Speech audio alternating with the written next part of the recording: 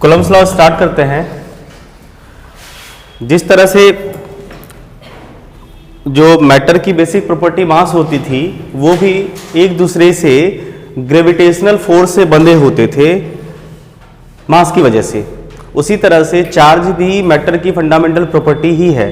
तो ये भी एक फोर्स के साथ बंधे होते हैं चार्ज, जिसे हम लोग कूलम्ब्स फोर्स कहते हैं। इसे कूलम्ब्स फोर्स इसलिए कहते हैं क्योंकि इस फोर्स के बारे में कूलम्ब साहब ने इन्फॉर्म किया था लोगों को, उसी के रिस्पेक्ट में आप इसे कूलम्ब फोर्स भी कह सकते हैं, जिसे हम लोग कूलम्ब्स लॉ की मदद से बात करेंगे। जिस तरह से ग्रेविटेशनल फोर्स के बारे में जो यूनिवर्सल ग्रेविटेशनल लॉ न्यूटन साहब का दिया गया था, उसी तरह से कूलम्ब फोर्स के बारे में कूलम्ब्स लॉ कूलम्ब्स ने दिया था। कूलम्ब्स लॉ कूलम्ब्स ने दिया था नहीं, तो ये सिंपली आपको वही इन्फॉर्म करेगी कि दो चार्जेज अगर किसी डिस्टेंस पे रखे होंगे तो उनके बीच जो फोर्स लग रहा होगा वो कितना होगा। ठीक है, फोर्स अट्रैक्टिव नेचर का भी हो सकता है, रिपल्सिव नेचर का भी हो सकता है। तो हमें मैग्नीट्यूड ऑफ फोर्स के बारे में पता करना है। नेचर तो हम लोग खुद ब खुद पता कर लेंगे, अगर सिमिलर चार्ज होगा तो नेचर रिपल्सिव होगा, डिसिमिलर चार्ज होगा तो नेचर अट्रैक्टिव होगा। नहीं, लाइक चार्जेज होंगे तो रिपेल करेंगे, अनलाइक चार्जेज होंगे तो अट्रैक्ट करेंगे। ठीक है, गुड। तो इन्होंने ऑब्जर्व किया कि जब दो चार्ज किसी डिस्टेंस पे रख दिया जाता था, दो चार्ज को किसी डिस्टेंस पे रख दिया जाता था तो क्या हो रहा होता था। जैसे मान लीजिए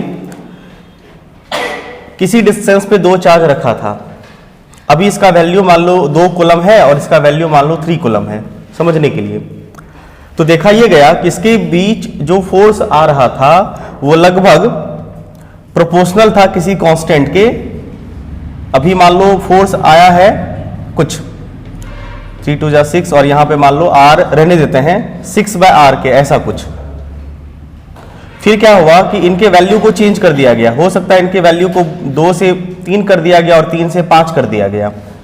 तो 5 3 जा 15, 4 कर देते हैं, तो 3 4 जा 12।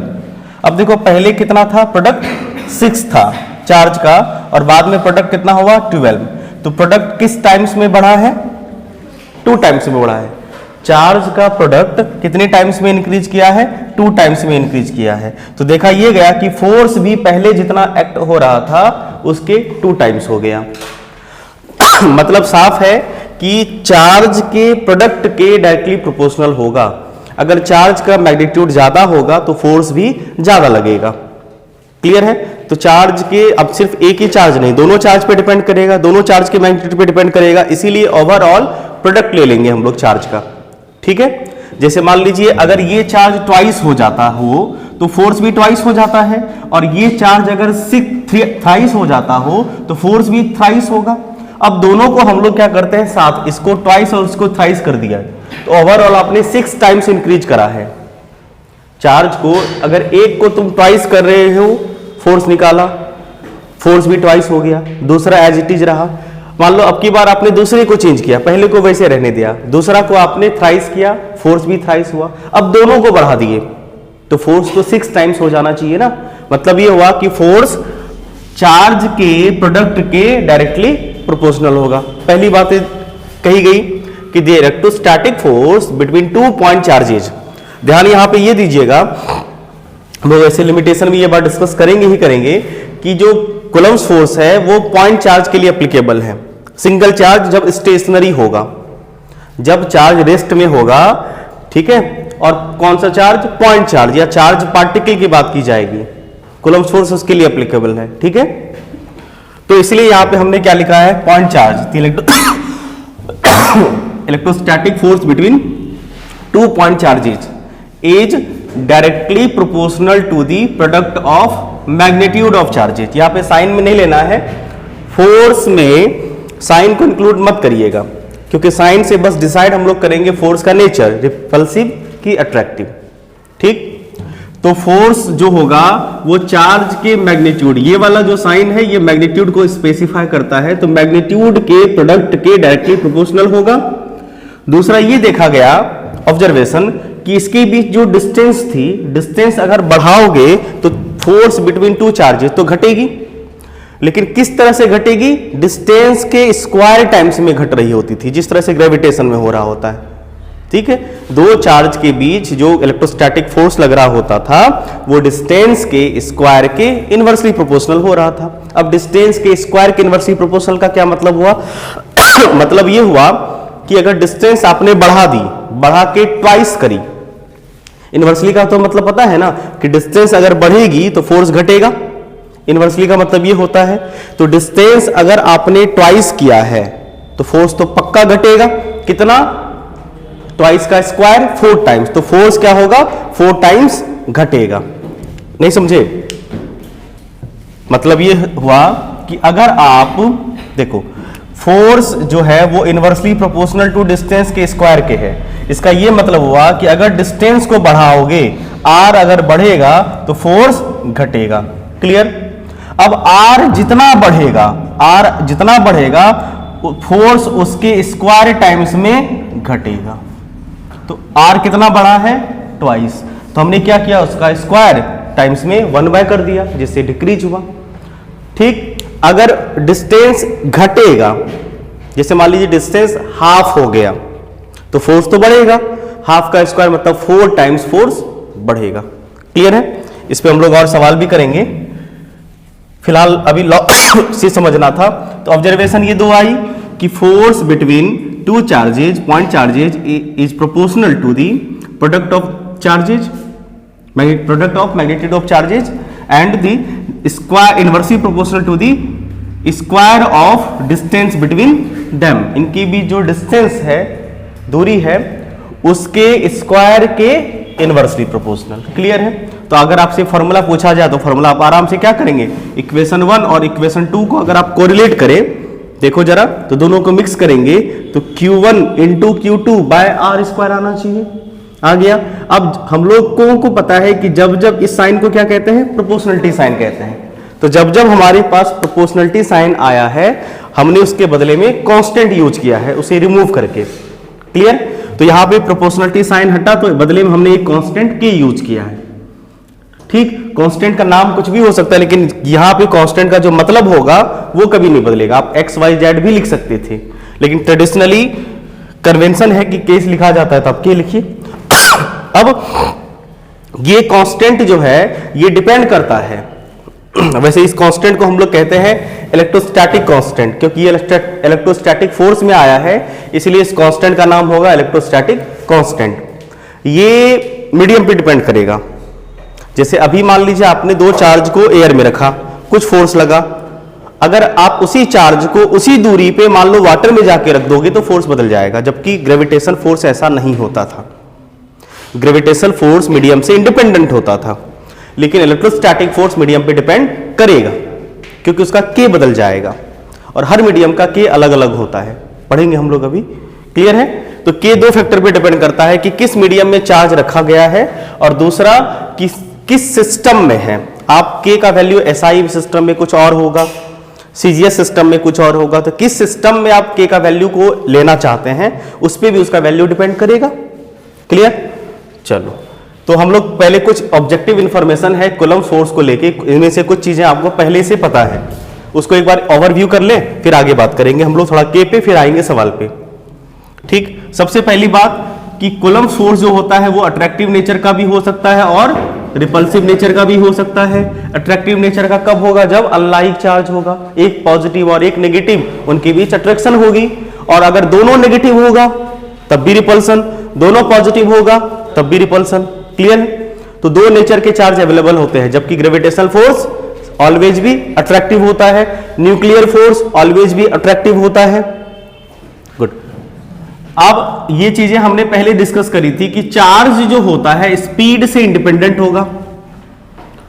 चार्ज स्पीड से इंडिपेंडेंट होता है तो चार्ज के बीच लगने वाले फोर्स भी स्पीड से इंडिपेंडेंट होंगे। एग्जाम्पल के लिए मान लीजिए आपके पास दो चार्ज, पॉइंट चार्ज है, इसके बीच कुछ फोर्स लग रहा है, लेकिन अगर मान लो आप इनको स्पीड में मूव करवा दो दोनों को, ठीक है, तो क्या होगा? इनके बीच ये ना चार्ज बदल रहा है, ना मीडियम बदल रही है, ना इनके बीच की दूरी बदल रही, तो फोर्स काहे का बदलेगा? फोर्स किस पे डिपेंड करेगा? मैग्नीट्यूड ऑफ चार्ज पे। आप बताइए, इसमें अगर वेलोसिटी दे दे, दोनों सिस्टम को मूव करा दें, तो क्या वेलोसिटी बदलने से चार्ज का मैग्नीट्यूड बदला? नहीं। इनके बीच दूरी बदली? नहीं। मीडियम बदला? नहीं। तो फोर्स भी नहीं बदलेगा। क्लियर? अब बोलोगे सर इनको मूव तो ऐसे भी तो करा सकते हैं, दूर दूर ले जा सकते हैं या आगे पीछे करा दे। तो भाई आगे पीछे कराने से क्या होगा? बस पोजीशन बदलेगा और आपको हर इंस्टेंट अलग अलग फोर्स आएंगे, क्योंकि हर इंस्टेंट इसके बीच की दूरी चेंज होती रहेगी। तो आप दूरी लीजिए किसी भी इंस्टेंट चाहते हैं तो। खैर, क्लियर है? तो ये वाला जो फोर्स होगा वो मीडियम पे डिपेंड करेगा। मतलब आप एयर में चार्ज के बीच फोर्स निकालते हैं, कुछ और आएगा। वाटर में चार्ज के बीच फोर्स निकालिएगा, उसी डिस्टेंस पे कुछ और आएगा। अलग अलग मीडियम में निकालिएगा, उसी चार्ज के बीच फोर्स तो अलग अलग है। कैसे अलग अलग मीडियम पे डिपेंड करता है उस पर भी सवाल हम लोग करने वाले हैं अभी जस्ट। ठीक है, देखो ये कुछ न्यूटन्स लॉ से भी ये रिलेटेड होता है। एक्शन रिएक्शन पेयर फॉर्म करता है। एक्शन रिएक्शन क्या होता है कि आप जिस ऑब्जेक्ट पे जितना फोर्स लगाते हैं वह ऑब्जेक्ट आप पे अपोजिट डायरेक्शन में उतना ही फोर्स लगाती है, थर्ड लॉ। ठीक है, अब ये कैसे हो रहा होता है? जैसे देखो, ये चार्ज अगर मान लो पॉजिटिव हुआ, जान दो ये चार्ज अगर पॉजिटिव हुआ और ये चार्ज मान लो नेगेटिव हुआ, तो ये चार्ज इसको अपनी ओर खींचेगा। किस फोर्स से? इलेक्ट्रोस्टैटिक फोर्स से। क्या हम ये नहीं कह सकते हैं ये चार्ज इसको अपनी ओर खींचेगा? किस फोर्स से? इलेक्ट्रोस्टैटिक फोर्स से। फोर्स का मैग्नीट्यूड सेम होगा दोनों के लिए, डायरेक्शन दोनों का अपोजिट है, तो इसी को कहते हैं एक्शन रिएक्शन। अगर एक्शन हुआ है तो बदले में रिएक्शन भी तो हुआ है, तो ये एक्शन रिएक्शन पेयर फॉर्म करता है। क्लियर है एक्शन रिएक्शन पेयर वाला मैटर? गुड। अगला है थर्ड लॉ ऑफ मोशन। तो यही action reaction he third law of motion होता है। एक तो एक्शन रिएक्शन हुआ कि फोर्स लगाने का डायरेक्शन अपोजिट होगा, दूसरा इक्वल मैग्नीट्यूड वाला फोर्स अप्लाई करेगा। ये इस पे अगर मान लो 100 न्यूटन का फोर्स लगा के अपनी ओर खींचता है, तो ये भी इसे अपनी ओर 100 न्यूटन फोर्स लगा के ही खींचेगा। तो every action there is equal and opposite reaction, तो third law valid, third law को ये सेटिस्फाई करेगा। दूसरा ये है, इसको कहते हैं इनवर्स स्क्वायर लॉ। ठीक है, कभी कभी ये वाला जो टर्म है ना, ये आपको पूछा भी जाता है डेरिवेशन के फॉर्म में। करेंगे हम लोग, जब वेक्टर फॉर्म करेंगे तो वहीं पे ये चीजें डिराइव हो जाएगी। ये दो तरीके से सवाल आता है इनमें शब्दों को पकड़ना, इसको वैसे हम लोग करेंगे डिटेल्स में। यही कंसेप्ट दो तरीके से बन के क्वेश्चन आता है, 2 या 3 मार्क्स का। एक होगा कि आपको ये कहेगा कि Newton's law in vector form, मतलब ये यही कहना चाहता है। और तीसरा कि न्यूटन्स ये Coulomb's law obeys Newton's third law of motion, इसको एक्सप्लेन करना है। तो वो भी वही वेक्टर फॉर्म से ही आ जाता है। लास्ट में वेक्टर फॉर्म का जो रिजल्ट होगा ना वो ऐसा आएगा। तो हम लोग करेंगे तो ये चीजें क्लियर हो जाएगी। ठीक है, इनवर्स स्क्वायर लॉ क्या होता है? इनवर्स स्क्वायर लॉ होता है कि अगर किसी दो पार्टिकल के बीच किसी भी टाइप का फोर्स हो, वो लग रहा हो और वो इनवर्सली प्रोपोर्शनल हो उनके बीच की डिस्टेंस के स्क्वायर के, तो इसे हम लोग कहते हैं इनवर्स स्क्वायर लॉ। डिस्टेंस के स्क्वायर के इनवर्सली प्रोपोर्शनल। क्लियर है? क्या कूलम्ब्स फोर्स डिस्टेंस के स्क्वायर के इनवर्सली प्रोपोर्शनल होता है? इसका मतलब ये इनवर्स स्क्वायर लॉ को फॉलो करेगा, ओबे करेगा। क्लियर है? गुड। हम लोग शुरू से ही पढ़ते आ रहे हैं कि हमारे पास कुछ ही अमाउंट में कुछ ही ऐसे फोर्सेस हैं जो कंजर्वेटिव हैं, जिनमें से ग्रेविटेशनल फोर्स था, एक इलेक्ट्रिक फोर्स या इलेक्ट्रोस्टैटिक फोर्स था, एक स्प्रिंग फोर्स था। तो इलेक्ट्रोस्टैटिक फोर्स किस कैटेगरी में होगा? Conservative force. और कंजर्वेटिव फोर्स किसे कहते थे सर? कि work done by this force path independent अगर हो, work done by this force अगर पाथ इंडिपेंडेंट होगा तो उसको हम लोग कहेंगे कंजर्वेटिव फोर्स। क्लियर है? जो कि होता है जिस तरह से gravitational force two particle interaction होता था। मतलब क्या होता है? टू पार्टिकल इंटरेक्शन का मतलब समझ लीजिए, वहां भी हम बताए थे, फिर से बता रहे हैं आपको। टू पार्टिकल इंटरेक्शन का मतलब वो ये होता है कि दो ऑब्जेक्ट के बीच वो फोर्स लगेंगे, तीसरे ऑब्जेक्ट के आने की वजह से, चाहे उसके बीच में हो या बगल में हो, इनके बीच लगने वाले फोर्स अनडिस्टर्ब होंगे। मतलब इनके बीच लगने वाले फोर्स को कोई डिस्टर्ब नहीं करेगा। जैसे मान लीजिए अब इनके बीच 100 न्यूटन फोर्स लग रहा है, तीसरा एक ऑब्जेक्ट आ गया तो इसके और थर्ड ऑब्जेक्ट के बीच भी फोर्स लगेगा, इसके और थर्ड ऑब्जेक्ट के बीच भी फोर्स लगेगा, वो अपना अपना फोर्स होगा, लेकिन इन पेयर के बीच, फर्स्ट ऑब्जेक्ट और सेकंड ऑब्जेक्ट वाले पेयर के बीच जो फोर्स लग रहा है वो अगर अनअफेक्टेड होता है तो ऐसे को हम लोग कहते हैं टू पार्टिकल इंटरेक्शन वाला फोर्स, जो कि ग्रेविटेशनल फोर्स भी है और कूलम्ब्स फोर्स भी है। कैसे बाबू, आप ये बताइए, अगर तीसरा कोई पार्टिकल आ गया, मान लीजिए Q3 आ गया, तो बताइए Q1 और Q2 के बीच जो फोर्स लग रहा था किस पे डिपेंड करेगा? इनके मैग्नीट्यूड पे, इनके बीच के डिस्टेंस पे और इनके बीच के मीडियम पे, ये पे डिपेंड करेगा ना। तीसरा चार्ज आने से क्या इनका मैग्नीट्यूड बदला? नहीं। तीसरा चार्ज आने से इनके बीच की दूरी भी नहीं बदली, तीसरा चार्ज आने से इनके बीच का मीडियम भी नहीं बदला, तो फोर्स क्यों बदलेगा? नहीं बदलेगा। क्लियर है? हाँ, इनके बीच फोर्स लगेगा जो ये डिस्टर्ब नहीं करेगा, इनके बीच फोर्स लगेगा जो ये डिस्टर्ब नहीं करेगा, ये डिस्टर्ब नहीं करेगा। तो दो पार्टिकल बीच के लगने वाले फोर्स तीसरे पार्टिकल डिस्टर्ब नहीं करते हैं, इसे ही कहते हैं two particle interaction. The force between particle is independent of third particle या presence of third particle. Clear है?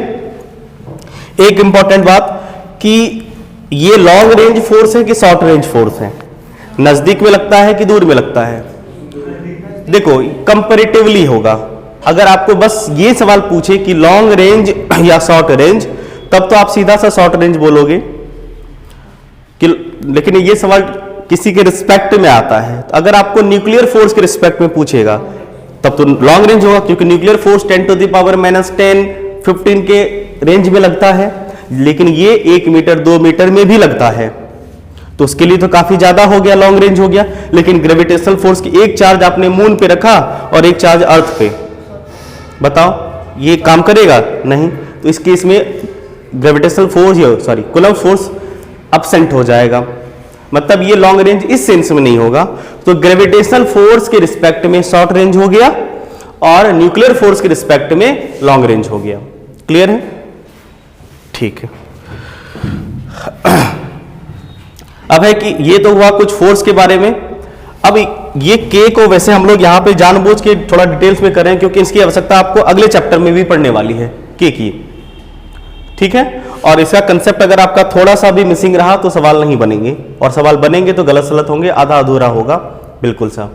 तो इसीलिए इसको समझना बारीकी से जरूरी है क्या? K क्या है? देखो अभी तो फिलहाल हमने कहा कि K मीडियम पे डिपेंड करता है, मतलब मीडियम की कुछ न कुछ प्रॉपर्टी ऐसी होती होगी जिसकी वजह से कांस्टेंट वो डेवलप करता है, और उसी प्रॉपर्टी को हम लोग कहते हैं परमिटिविटी।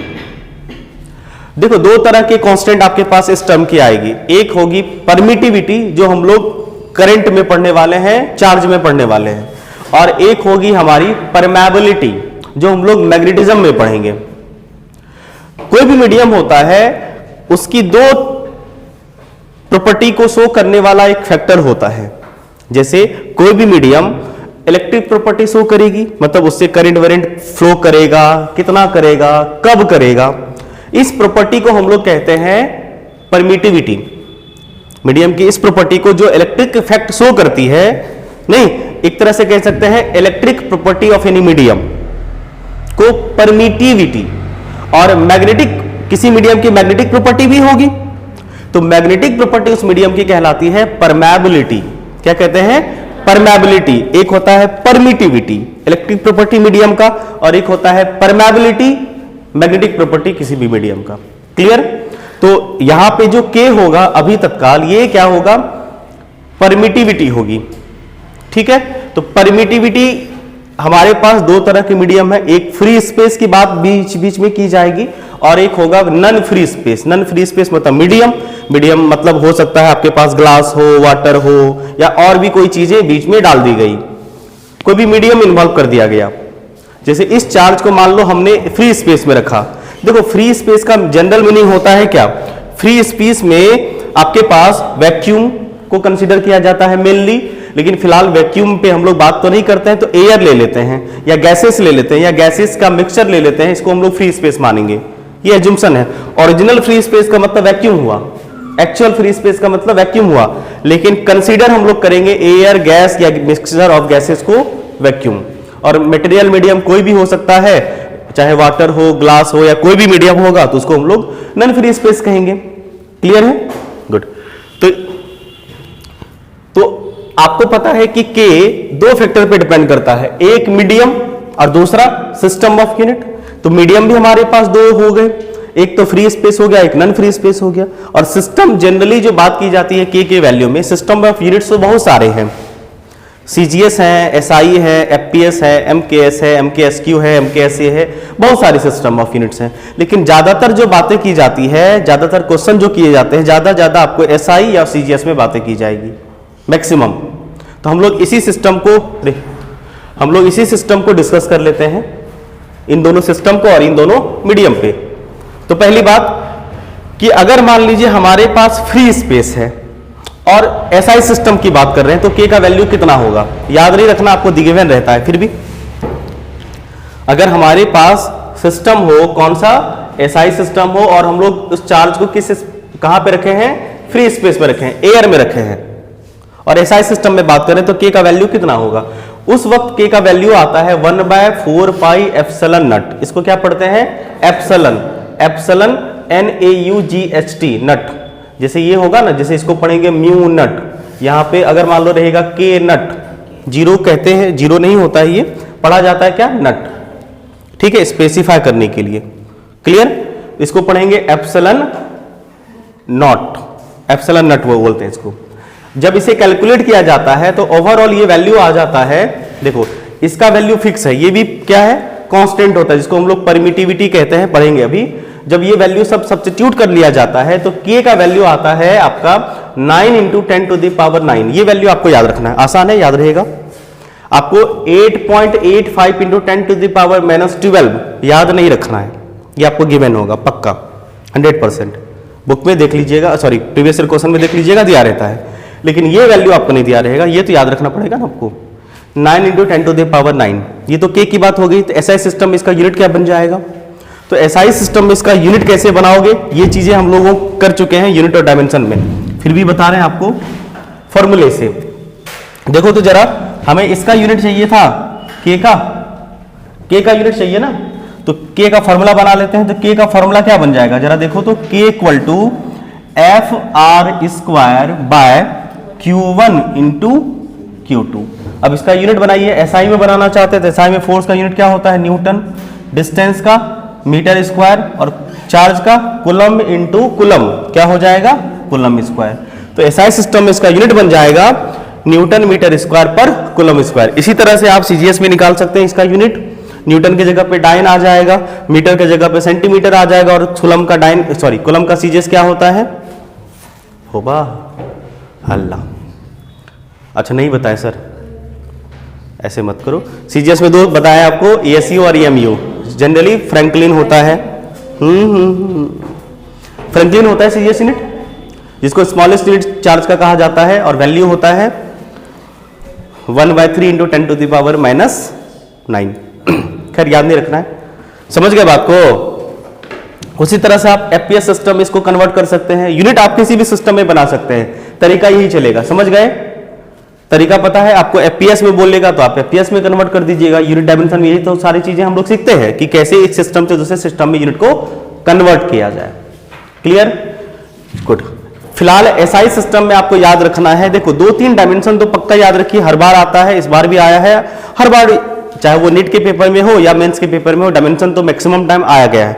अगर आपका किस्मत अच्छा रहे तो पेपर में पकड़ा आएगा ही, 100 में से 85% में पेपर में क्वेश्चन डायमेंशन आता है, इस बार भी आया है। तो 2-3 डायमेंशन बड़ा पॉपुलर है, जिनमें से एक है आपका एप्सिलॉन नट, इसका डायमेंशन, एप्सिलॉन नट का डायमेंशन।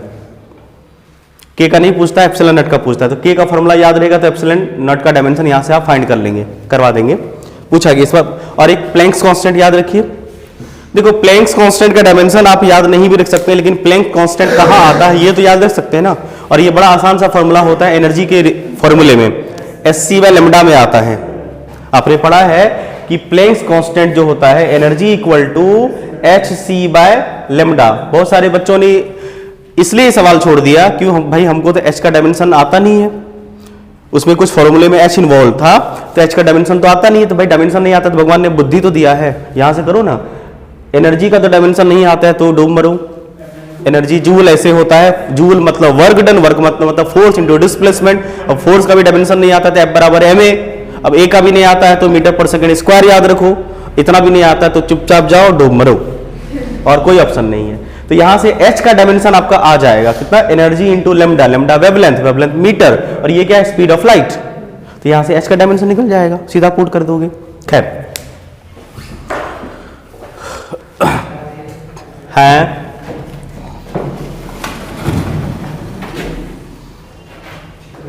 चल बात कर लेते हैं फटाफट।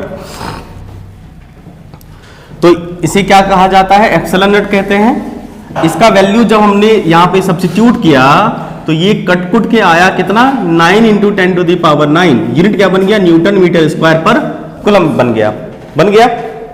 तो आप ध्यान से घर में के का डायमेंशन तो नहीं, एप्सिलॉन नॉट का डायमेंशन तो फाइंड कर ही सकते हैं ना, प्लीज कर लीजिएगा एप्सिलॉन नॉट का। वैसे डायमेंशन में हम करवा रखे हैं, फिर भी एप्सिलॉन नॉट का यहां से फॉर्मूला क्या बन जाएगा, देखो ना, के इंटू, अच्छा एप्सिलॉन इसका यूनिट क्या बनेगा, उल्टा।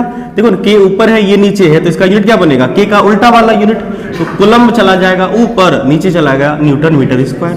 तो यहां से आप इसका डायमेंशन निकाल सकते हैं, ठीक है, गुड। इसे कहते क्या है, देखो एप्सिलॉन वाला जो साइन है ये परमिटिविटी के लिए यूज करते हैं, परमिटिविटी के लिए। एप्सिलॉन अगर नट लगा दिए तो ये फ्री स्पेस हो गया, आई बात समझ में। और अगर एप्सिलॉन में कुछ नहीं लगा हो तो वो परमिटिविटी, मीडियम लगा दिए तो उस मीडियम की परमिटिविटी, एप्सिलॉन लगा दिए तो फ्री स्पेस की परमिटिविटी। क्लियर है। तो ये होता है, देखो इसको कहते हैं absolute permittivity of free space, free space की परमिटिविटी, फ्री स्पेस की इलेक्ट्रिकल प्रॉपर्टी को शो करने वाले फैक्टर को हम लोग कहेंगे एप्सिलॉन नॉट। क्लियर है। होता क्या है ये, देखो हमने पहले भी बताया कि ये जो मीडियम की प्रॉपर्टी होती है जो हमें ये इंफॉर्मेशन देता है कि उस मीडियम की इलेक्ट्रिकल प्रॉपर्टी कैसी है, नहीं इलेक्ट्रिकल प्रॉपर्टी कितनी है या कैसी है या कैसा इलेक्ट्रिकल इफेक्ट वो मीडियम शो करता है, इसे हम लोग कहते हैं परमिटिविटी। क्लियर। तो परमिटिविटी दो तरह के होंगे आपके पास, सिलेबस में है, पढ़ना भी है हमें, सीखना भी है। तो दो तरह की परमिटिविटी हमारे पास होगी। एक तो अभी वर्ड यूज किया एब्सोल्यूट, एब्सोल्यूट मतलब एक तरह से कह सकते हैं एक्चुअल, जिस तरह से क्लास 10th में आपने पढ़ा था रिफ्रैक्टिव इंडेक्स, एक होता था एब्सोल्यूट और एक होता था रिलेटिव, नहीं उसी तरह से परमिटिविटी भी हमारे पास दो तरह की होगी। एक होगा एब्सोल्यूट ओरिजिनल, किसी भी मीडियम की परमिटिविटी एक्चुअल वाली, और दूसरा होगा किसी के रिस्पेक्ट में, जिसको हम लोग कहते हैं रिलेटिव। तो एब्सोल्यूट परमिटिविटी मतलब होता है it is the actual permittivity of any medium, किसी भी मीडियम की एक्चुअल परमिटिविटी, किसी के रिस्पेक्ट में नहीं, रिलेटिव नहीं। जैसे आपका एज कितना है, 15 साल, नहीं ज्यादा होगा 18 साल, ये आपका एक्चुअल एज है। मेरे रिस्पेक्ट में मेरा कितना है, 40, चलो ठीक है मान लेते हैं, जो कह दो चलो ठीक है 40। तो मेरे रिस्पेक्ट में आपका एज कितना है, मतलब हमसे आप छोटे हैं कितने, 5 साल है ना। लेकिन अगर वही अगर 20 साल वाला एज वाला लड़का से पूछा जाए तो आप उससे कम छोटे होंगे, तो ये रिलेटिव एज हुआ, लेकिन एक्चुअल एज जो आपका है उतना ही रहेगा। तो एब्सोल्यूट मतलब हो गया आपका एक्चुअल, और रिलेटिव मतलब किसके रिस्पेक्ट में, किसी के रिस्पेक्ट में आपका एज कितना है, उसको कहते हैं हम लोग परमिटिविटी, रिलेटिव परमिटिविटी। क्लियर है। इन दोनों में रिलेशन है और वो रिलेशन आपको याद रखना है, यही फॉर्मूला काम की है। इसी फॉर्मूले को हम लोग लेके आगे सवाल भी बनाएंगे और क्वेश्चन आता है इस पे बढ़िया बढ़िया।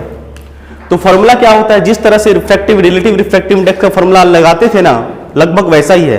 अगर आपको रिलेटिव रिफ्रैक्टिव इंडेक्स का फॉर्मूला क्लास 10th वाला पैटर्न याद है, ये भी तरीका उसी ट्रेंड को फॉलो करता है।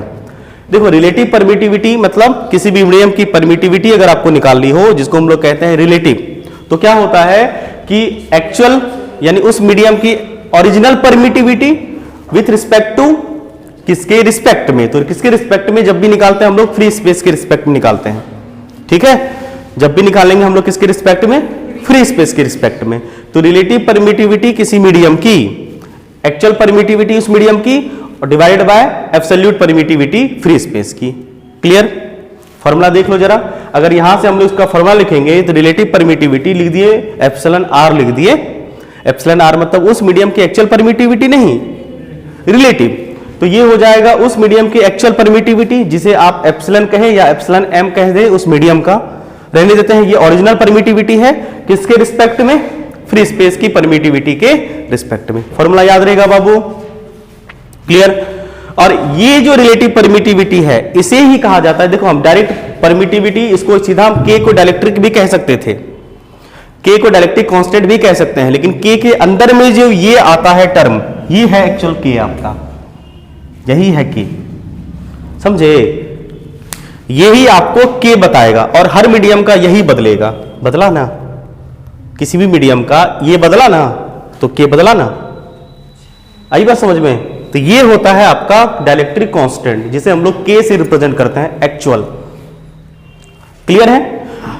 चलो, इसीलिए यहां पे ना हमने फॉर्मूले में ना हमने एप्सिलॉन यूज किया ना एप्सिलॉन नॉट यूज किया, सीधा के यूज किया, क्योंकि के का फॉर्मूला ये है, तो ये हम लोग यूज करेंगे। क्लियर है? आइए दिखाते हैं कैसे। फॉर्मूला क्लियर हो गया? याद रखिएगा, इसे कहा जाता है क्या? Dielectric constant. क्या कहते हैं इसे? Dielectric constant. कभी कभी क्वेश्चन में देखा गया है अजीब, देखो कभी कभी क्वेश्चन ऐसा आता है जिसमें अजीब वर्ड यूज कर दिया जाएगा। कोई आपको जानकारी होगी, कंसेप्ट भी आपके पास होगा, लेकिन वो वर्ड आपने कभी नहीं सुना या पढ़ा नहीं, अजीब तरह से कह दिया। जैसे आपको जी का एक दूसरा नाम है, स्मॉल जी का, याद है? स्मॉल जी का दूसरा नाम है क्या? Specific gravity, sorry specific density कहते हैं उसे शायद, स्मॉल जी का। एक सवाल आया था उसमें ये जिक्र हुआ था शायद, ऐसे ही कुछ था, स्पेसिफिक डेंसिटी था, स्पेसिफिक ग्रेविटी, ऐसे कुछ था, डेंसिटी के टर्म में शायद था। खैर, तो यहां पे ये वर्ड एक तरह से याद रखिए, इसे कहा जाता है स्पेसिफिक इंडक्टिव कैपेसिटी। क्या कहते हैं इसे? स्पेसिफिक इंडक्टिव कैपेसिटी का मतलब डाइलेक्ट्रिक कांस्टेंट ही हुआ, ई आर ही हुआ, रिलेटिव परमिटिविटी ही हुई। क्लियर? Very good. क्योंकि ये परमिटिविटी बाय परमिटिविटी है, तो परमिटिविटी का तो होता है यूनिट और डायमेंशन होता है, लेकिन permittivity by permittivity, similar physical quantity का कोई डायमेंशन नहीं होगा, इसलिए कोई डायमेंशन भी नहीं होगा और कोई यूनिट भी नहीं होगा। किसका? एप्सिलॉन आर का। लेकिन एप्सिलॉन का यूनिट और डायमेंशन होगा, एप्सिलॉन नॉट का यूनिट और डायमेंशन होगा, एप्सिलॉन आर का नहीं होगा। तो वहां पे ज्यादा इमोशनल नहीं होना है, आपको देखना है कि एप्सिलॉन है कि एप्सिलॉन नॉट है। रिलेटिव परमिटिविटी की जिस तरह से रिलेटिव रिफ्रैक्टिव इंडेक्स का नो यूनिट नो डायमेंशन, उसी तरह से रिलेटिव परमिटिविटी का कोई यूनिट नहीं होगा, कोई डायमेंशन नहीं होगा। क्लियर है? Very good. वैल्यू कहां से कहां लाई करता है? इसका वैल्यू 1 से लेके इन्फिनिटी तक चलता है, इसका वैल्यू 1 से लेके इन्फिनिटी तक हो सकता है। तो मिनिमम वैल्यू कितना हो गया इसका? गुड, मिनिमम वैल्यू इसका हो गया 1, और ये होता है फ्री स्पेस के लिए। अगर हम फ्री स्पेस की बात करें तो फ्री स्पेस का रिलेटिव परमिटिविटी निकाल रहे हैं, ध्यान दो। तो फ्री स्पेस की एक्चुअल परमिटिविटी कितनी होती है? Epsilon not. किसके रिस्पेक्ट में? फ्री स्पेस के ही रिस्पेक्ट में। कट्टू कट्टू कितना आया? 1। तो फ्री स्पेस की परमिटिविटी कितनी हो जाएगी? रिलेटिव परमिटिविटी 1 होगी। मतलब मिनिमम रिलेटिव परमिटिविटी हमारे पास कितनी हो सकती है? 1। और मैक्सिमम इन्फिनिटी किसका होता है? मतलब ज्यादा से ज्यादा कंडक्टिविटी कौन शो करेगी? कंडक्टर। भाई सबसे ज्यादा कंडक्टिविटी किसकी होगी? इलेक्ट्रिक इफेक्ट कौन बढ़िया शो करेगा? कंडक्टर। तो कंडक्टर का इन्फिनिटी हो जाएगा। तो कंडक्टर के लिए एप्सिलॉन आर का वैल्यू होगा इनफिनाइट। याद रखेंगे, कंडक्टर के लिए एप्सिलॉन आर का वैल्यू क्या हो जाएगा? इनफिनाइट हो जाएगा। ठीक है? वैसे ये मैक्सिमम टाइम दिया रहता है, लेकिन 2-3 तो याद रख ही सकते हैं ना, बढ़िया बढ़िया वाला। मैक्सिमम टाइम आपको गिवन होगा कि इसकी रिलेटिव परमेबिलिटी इतनी है, या कोई ऐसा तरीका होगा जिससे आप निकाल सकते हैं। लेकिन हम कहेंगे कि 2-3 का प्लीज याद रखिए, समय भी बचेगा आपका। जैसे फ्री स्पेस की तो कोई बात ही नहीं करेंगे, कंडक्टर बोल दिया तो इन्फिनिटी, वाटर बोल दिया तो 81। देखो 81 क्यों?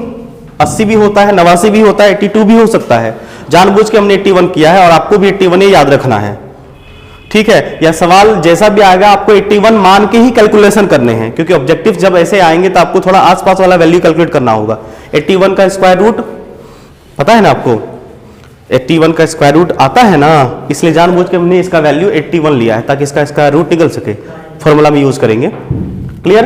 81। ग्लास का 4, समझे? और जैसे एक टर्म आता है मिका सीट आता है, मिका सीट का होता है मटेरियल है, मिनरल्स है, ये आता है आपको 6 या गिवन होगा, तो जो गिवन होगा उसका यूज करेंगे। ये सब सारा यूज होगा इस फॉर्मूले में। पहले केस की बात हो गई कि हमारे पास अगर सिस्टम एसआई होंगे और फ्री स्पेस होगा तो के का वैल्यू कैसा होगा और क्या क्या चीजें होंगी। अगर मान लीजिए हमारे पास स्पेस फ्री है, फ्री स्पेस है, लेकिन सीजीएस सिस्टम की बात करते हैं तो के का वैल्यू 1 होगा। यूनिट आप लोग बना सकते हैं ना, यूनिट बना लेंगे ना डायन वाइन कन्वर्ट करके सीजीएस में, तो यूनिट की बात नहीं करेंगे, वैल्यू की बात करते हैं। तो वैल्यू कितना हो जाएगा के। जब ये सारी वैल्यू को सब्स्टिट्यूट किया गया, सॉल्व किया गया, तो वैल्यू आया था के। एसआई में कितना फ्री स्पेस होगा और सिस्टम हमारा एसआई होगा तो 9 into 10 to the power 9 minus 9 नहीं 9, और सीजीएस होगा तो 1। उसी प्रकार अगर हमारे पास नन फ्री स्पेस हुआ, कम आता है ये सवाल, नन फ्री स्पेस है और सिस्टम एसआई है तो इसका वैल्यू हो जाएगा, देखो कैसे, क्योंकि के का ओरिजिनल फॉर्मूला तो यही होगा, के इक्वल टू 1/4 पाई एप्सिलॉन, और एप्सिलॉन को हम लोग क्या लिख सकते हैं, epsilon naught into epsilon R, क्योंकि अभी अभी हमने सीखा है relative permittivity equal to epsilon by epsilon naught. तो बताइए एप्सिलॉन को क्या लिखेंगे, एप्सिलॉन को epsilon R into epsilon naught नहीं लिखेंगे। तो आपको पता है कि 1/4 पाई एप्सिलॉन नॉट का तो वैल्यू हमें पहले से पता है एसआई सिस्टम में, 9 इंटू 10 टू द पावर 9, बचा जो रह गया रिलेटिव परमिटिविटी दे रखी होगी आपकी, सॉल्व कर लीजिएगा, वैल्यू आ जाएगा। उसी प्रकार अगर हमारे पास नन फ्री स्पेस और सीजीएस सिस्टम हो, तो non free space CGS system में यही वैल्यू 1 हुआ था ना, फ्री स्पेस सीजीएस सिस्टम में ये value 9 into 10 to the power 9 से 1 हो गया था ना, तो यहां भी 1 कर दीजिए, एप्सिलॉन आर तो रहबे करेगा, और यूनिट आप निकाल सकते हैं आराम से। क्लियर है? तो इसे याद रखिएगा, फ्री स्पेस अगर होगा, सिस्टम एसआई होगा तो 9 into 10 to the power 9 value, free space होगा, सीजीएस सिस्टम होगा, वैल्यू 1, नन फ्री स्पेस होगा, एसआई सिस्टम होगा तो 9 into 10 to the power 9 by epsilon R, non free space CGS system तो 1 बाय एप्सिलॉन आर। बोलिए यहां तक कोई दिक्कत किसी भी प्रकार का नहीं ना? गुड। ये चीजें हो गई। कल हम का क्लास लगभग न्यूमेरिकल टाइप का होगा, तो सारी कंसेप्ट पे हम लोग सवाल करेंगे अलग से। बीच बीच में ये था कि क्वेश्चन हम आपको कूलम्ब फोर्स के बाद भी शुरू कर सकते थे, लेकिन वहां पे फिर के वाला मैटर आ जाता, तो हम लोग पहले के वाली कहानी खत्म कर दिए। अब करेंगे कूलम्ब फोर्स से रिलेटेड सवाल और फिर नए कंसेप्ट। तो कल हम लोग कूलम्ब फोर्स से रिलेटेड कुछ सवाल करेंगे, मीडियम मीडियम चेंज करके कुछ क्वेश्चन करेंगे बढ़िया बढ़िया वाला, और फिर हम लोग करेंगे सुपरपोजिशन प्रिंसिपल, जिसपे सवाल बोर्ड में भी आता है। तो आज के लिए इतना ही रहने देते हैं। इसकी कोई कंसेप्ट दोबारा रिकैप करना हो तो बताइए, नहीं तो ठीक है, धन्यवाद। आज के लिए इतना ही, छुट्टी।